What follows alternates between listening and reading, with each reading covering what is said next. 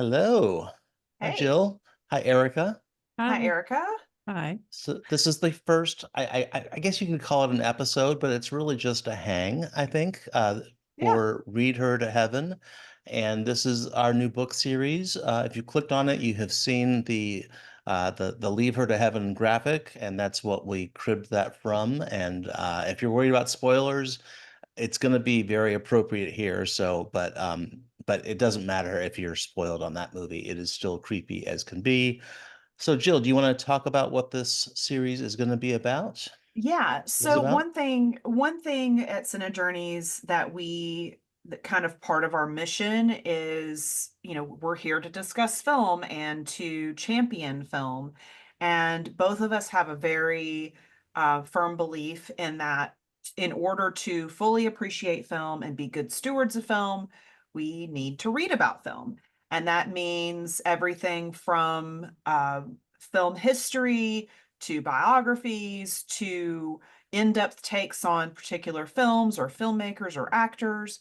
And when you read about these films and the history around when these films were made, you really have a better understanding of what all goes into making these films happen. And so we wanted a way, but also in addition to that, we have a lot of friends who are authors, and Mhm. Erica can probably attest to this. Um, the vast majority of authors don't make a lot of money. Yep. And they're not all like, John Grisham, with the New York Times bestsellers. Um, so many of these books on film are a labor of love. I would say that a lot of the authors that I know are spending every penny of that advance, if they were lucky to get an advance, on the research that goes into the book. And so we really want to, kind of lend a helping hand to all of these authors that are creating incredible books, and also the small press publishers that are putting these books out, especially like the university presses that are struggling all the time for funding. So, and plus we just love books. And so the book that Erica has written is so out there, and I love it so much. Mhm. And before anyone this is a book about uh well, Unapologetic guide. unapologetic exploration into child killings on film. And not Before everybody clicks leave, Erica has shared some stories. These are not real people. Erica, I'm pretty sure you are not an actual child killer, and you're not rooting for the death No. of humanity. You're not like Children of Men. So, This Erica, is No. these do you, are these are in most, like, in so many of these cases, these are like what, possessed children. well, They're there's or like just really funky circumstances. It's all about the characters in these films. And so I have to ask you, just how the hell did you come up with this idea? And It's a kind of a loaded question because there's a few sure. different reasons behind it. And yes, there's a lot of children who are possessed or in supernatural form who are killed, but more often than not, especially when we're dealing with American films, it's more sort of real life type of violence that Mhm. we see, guns and cars and things like that. But really, this started out as just a list on Letterboxd, and it was just like, I'm Hmm. just going to log this whenever it happens because everyone seems to think that it's not that common. And I was getting into the hundreds and hundreds at a certain point, and Wow. I was like, wow, gee, there's a lot. And then in 2019 at Fantastic Fest, it's a genre film festival here in Austin, Austin, yeah.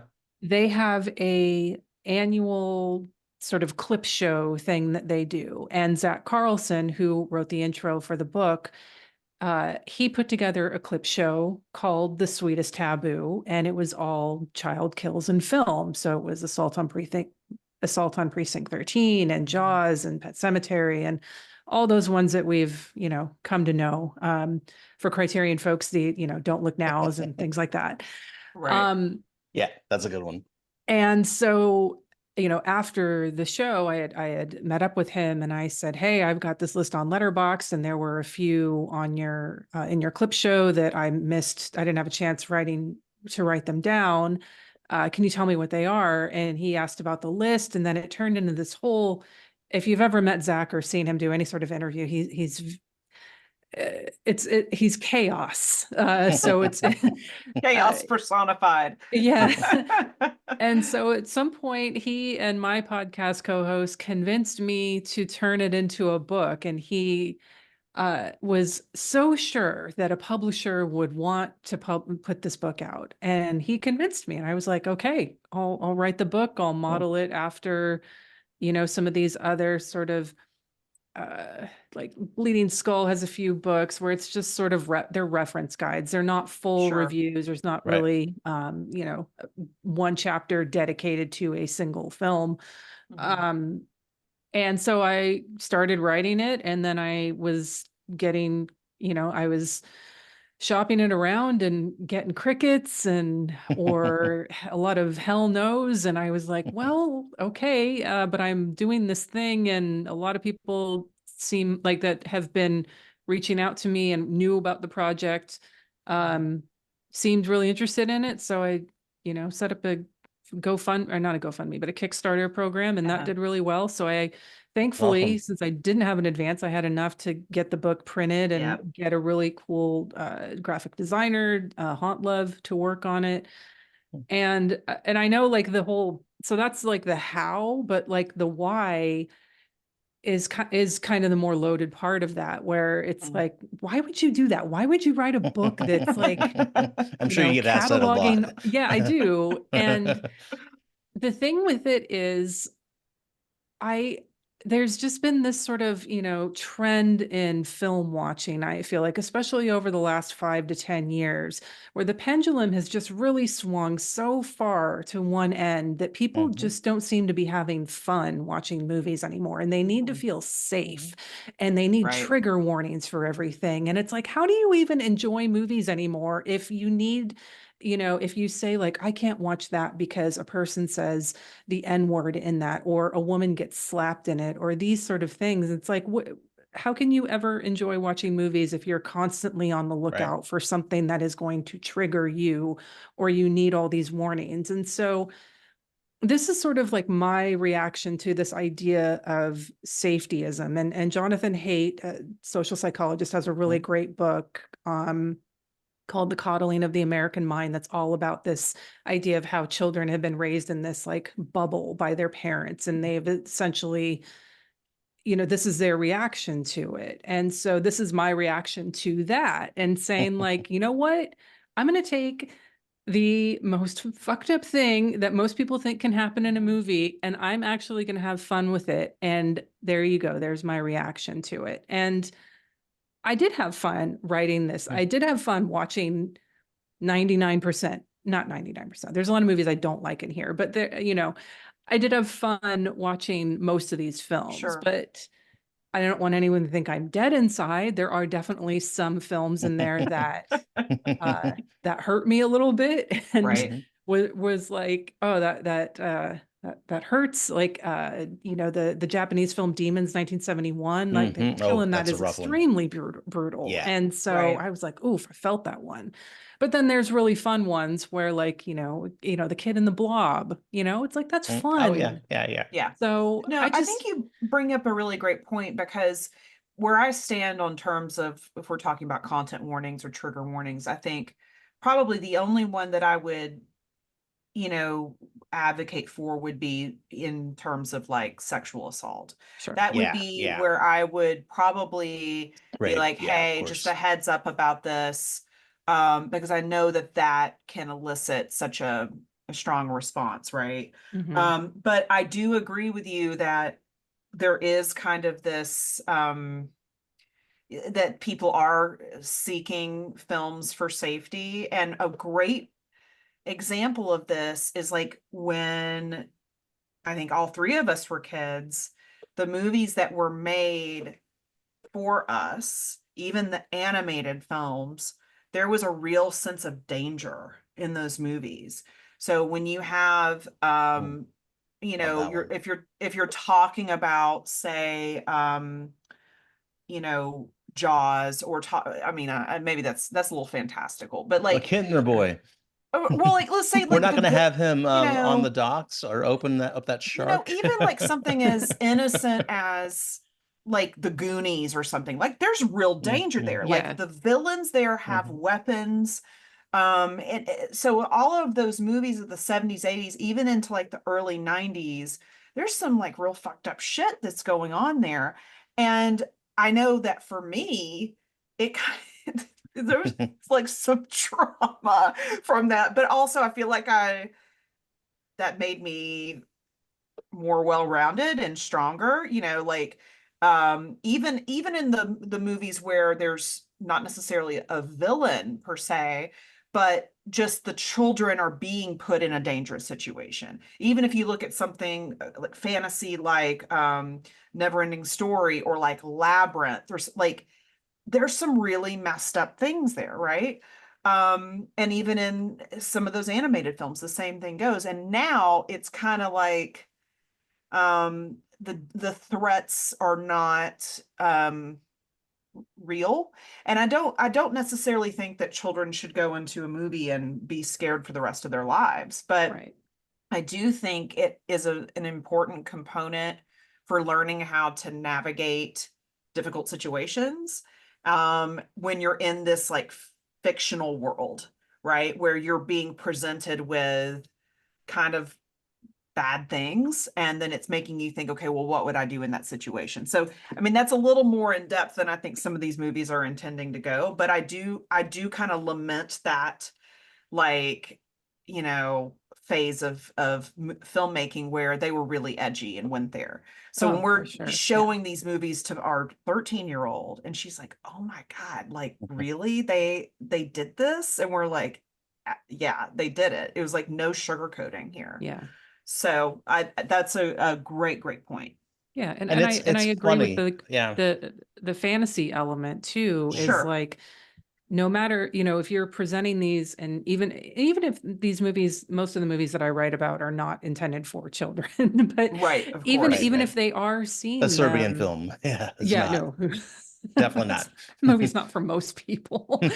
But I do think that, to your point about us growing up and watching these films and recognizing the danger, is also being able to, is part of this, almost part of like cognitive behavioral therapy, where you're exposed to Yeah, something and therefore you understand how to separate reality from fantasy. sure. And then you Mhm. can let movies be an escape for you. And those people who didn't learn how to do that are now struggling with and saying and reacting to everything and warning people about everything. And that's kind of where this sort of frustration came from. And Hmm. why I just decided I'm going to write this movie and I'm going to have as much fun with it as I possibly can, because Yeah, honestly, you can't write on a subject matter like this and be sort of very academic and dry about it. Like, right, I think you have right, to have fun to let people in on the joke here. right, And you right. do have a lot of fun, and I did, of course, I did not read this cover to cover because I don't really think you intended that. I mean, it's No. a great coffee table flip through book,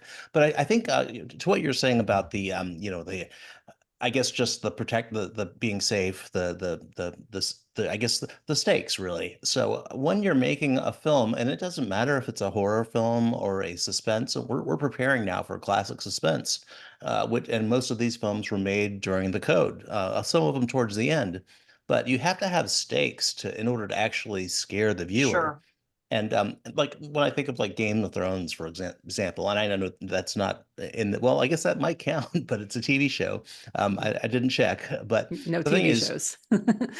but a film that will raise the stakes and nobody's really off limits. So like Don't Look Now, you mentioned that. So Mhm. there, that scene is in the first 15 minutes of the movie, and yeah, that's that we're serious. And of course, we mentioned Leave Her to Heaven, which is part of that's what we named this after. I know you had not seen that. By the way, you have a cutoff at 12, but I did notice a chapter called Too Old for This Shit, and that Yes. you had some honorary mentions. You have so much fun with it. It is just I do recommend if people if it's available, because I know that it was sold at Vinegar Syndrome, and it's sold out there. But I know you are self-publishing, I think, on your own. But I really think it's just a blast of a book to have around, and you can't take yourself and films too seriously. And I'm sorry that people said no or didn't get it, because it really is. Horror films in their essence are a joke, are they're playing with our expectations. So Well, actually and I on that love note, something macabre too. And there's yeah. actually a book And I have on the my shelf innocence, down. Yeah, I've your got background, the that's a Innocents behind great me, background. which is talk about just a fucked up movie. But Yeah. there's a book, and the author of the book is escaping me right now, but it's called The Hollywood Book of Death. And Hmm. this is a Hmm. book that's all about real people and their deaths. It's like significant deaths. So we have like Jane Mansfield or George Sanders or Ernie Kovacs, like, and it's like cover to cover, one of the most intriguing reads about people Yeah. dying in really weird, terrible circumstances. So I think, and as Willy Wonka. that's the Willy Sorry. Wonka. I mean, as They aren't as a dead yet. mother, I know at first Aaron was worried that this was going to be too much for me, and I'm like, Yeah. absolutely not. Like, Yeah. I I tried to absolutely protect her. love a good movie where now, or if we're talking about if it's some kind of like very realistic war film, I might have a Yeah. little harder time with that. But if we're talking about if we're getting kind of into the culty, um, you know, um, kind of film, or even again like adventure or fantasy, in horror, I can totally like go down that path. But if it's like super super super super realistic, I might have a little harder time, Yeah. especially if it is reflective of our current world. Like, Yeah. you're not going to see me watching a movie, not that I don't know if they've made a movie like this, but you're not going to see me watch a movie about, somebody going into a school and shooting it up.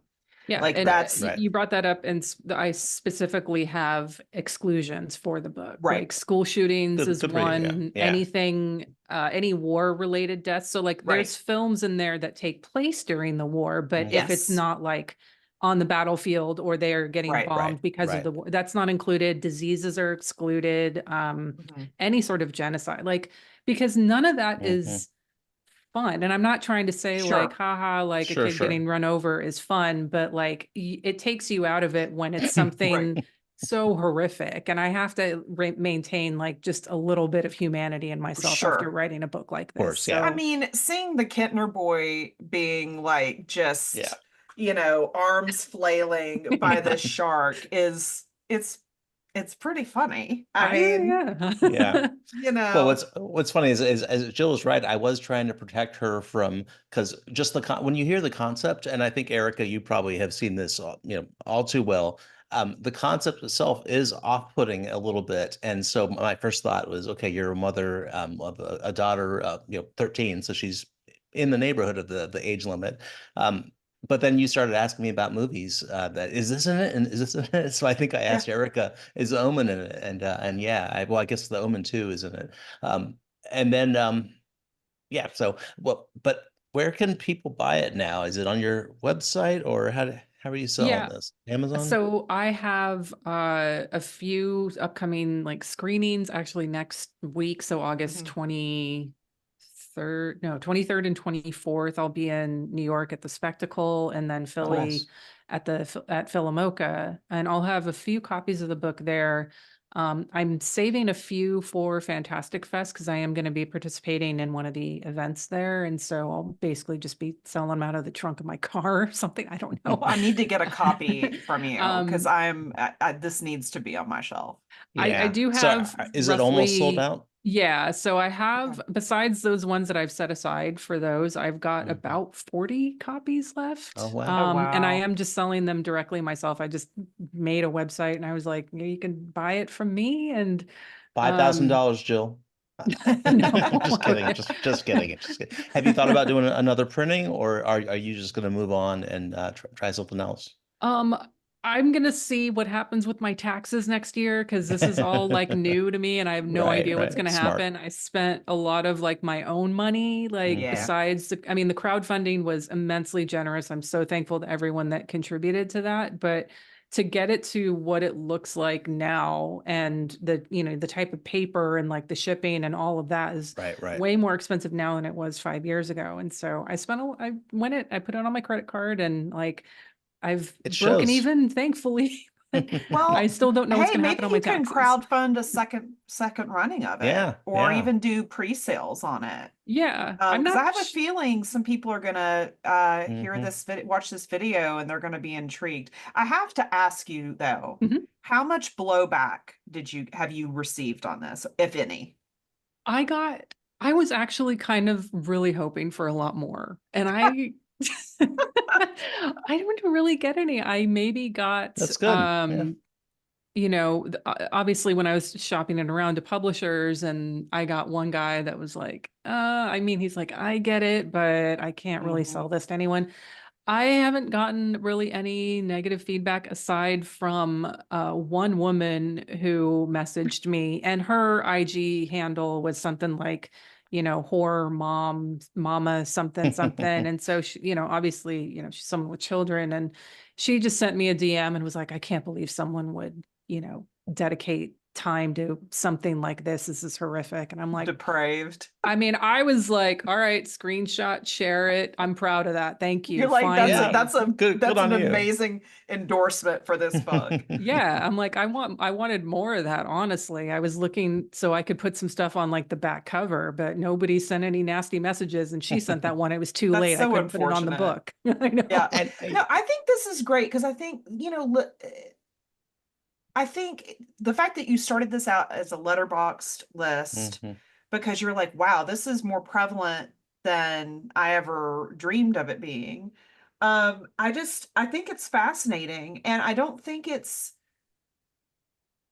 fucked up at all. I think you're Yeah, yeah. basically just saying this is something that has been part of our cinematic history and like you're able to maybe um connect themes there that maybe aren't so obvious. I think it's fascinating and even though there's probably some films in this book that I may not watch. I mean, you're saying that some of them you like Yeah, don't watch a are Serbian film. like Yeah, for No. sure. There's detestable, Antichrist. but Yeah. it is kind of I mean, this movie behind me, this Hmm. the Innocents, It's in just there. it's so depraved based on the turn of the screw. And there's so Hmm. much stuff going on there. And it's one of my favorites. It's one of my absolute favorite films.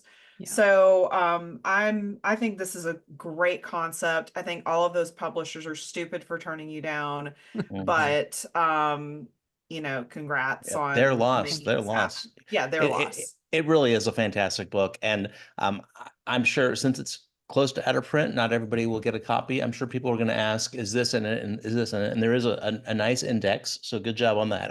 I have some experience in the book publishing world, and I know how tough those are to make. Yeah. Although it sounds like this was a fun one to write. Yeah. So yeah, we'll talk about it in our Discord, and we'll put up a thread about this too. And Erica, we don't want to put you on the spot, but if you want to jump on there and answer questions if people have them. Yeah. Happy to.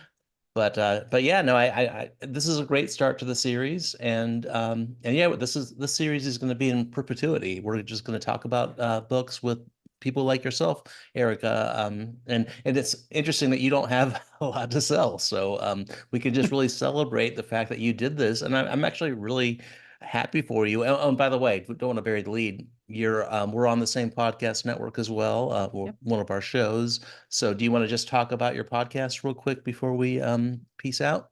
Oh, yeah, sure. Just Unsung Horrors is the name of it. We're coming up on our fifth year. We started in Well, 2020 when I started missing my good mhm, friend who we went to movies together, and I said, I miss you. Can we start a podcast? And it's awesome. so we cover horror films which have fewer than 1,000 views on Letterboxd at the time that we record them. So That's really, amazing. really digging deep on there. I keep pushing Letterboxd to sponsor us, and I'm like, come on. They should. But They should. Well, that explains why I could not find many familiar films on your feed. But that's awesome. Yeah, listen to her podcast. I guess try to find the films that you're watching, That sounds and like hilarious and like really fulfilling at the same time because some of these yeah. movies have to be so out there. yeah, we do. We end up doing a lot of obviously low budget films, a Sure. lot of Right. Italian horror films for the most part. But yeah, I have I use Letterboxd so much every single day. There's a list on Letterboxd that has all of the films that are in this book. I have a Mm. supplementary Cool. list on there that is even more child kills. It's up to 160 that I found out after I was finished with the book. So there's potentially a volume 2 coming at some Hey, point. there you go.